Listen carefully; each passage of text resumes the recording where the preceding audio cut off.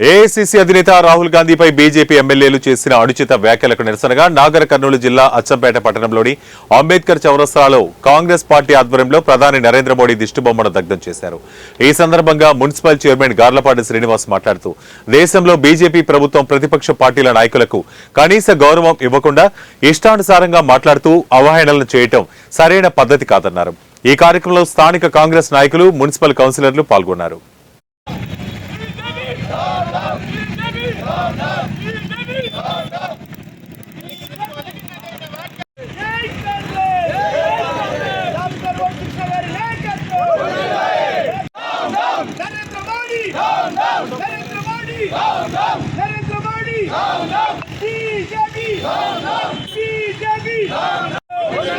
రాహుల్ గాంధీ గారి నాయకత్వం,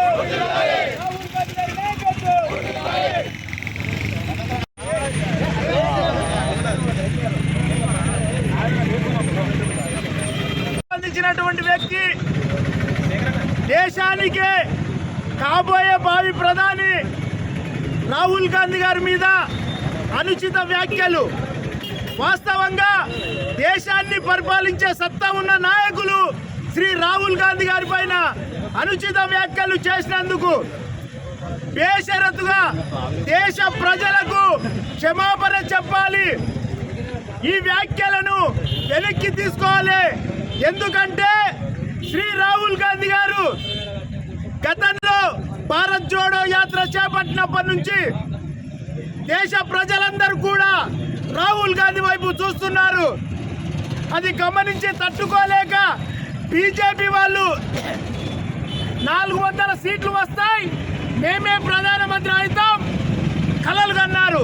అలాంటి కలలను చిత్తుగా చేసిన రాహుల్ గాంధీ గారు ఈరోజు మనకందరికీ ఆదర్శంగా నిలుస్తున్నటువంటి రాహుల్ గాంధీ గారి పైన అనుచిత వ్యాఖ్యలు చేసిన బీజేపీ వారికి నరేంద్ర మోడీ గారు బేషరతుగా రాహుల్ గాంధీ గారికి క్షమాపణ చెప్పాలి. దేశ నరేంద్ర మోడీ దిష్టిబొమ్మ కార్యక్రమానికి చేసిన మన కాంగ్రెస్ కార్యకర్తలందరికీ నా నమస్కారాలు. ఈరోజు దేశంలో బీజేపీ ప్రభుత్వం ఏదో సోషల్ మీడియా ద్వారా అవతల వ్యక్తిగతంగా ప్రతిపక్ష నాయకులను కించపరుస్తూ ఈ రకంగా రాజ్యం ఏలుతూ ఎలాంటి గౌరవం ఇవ్వకుండా మన భావి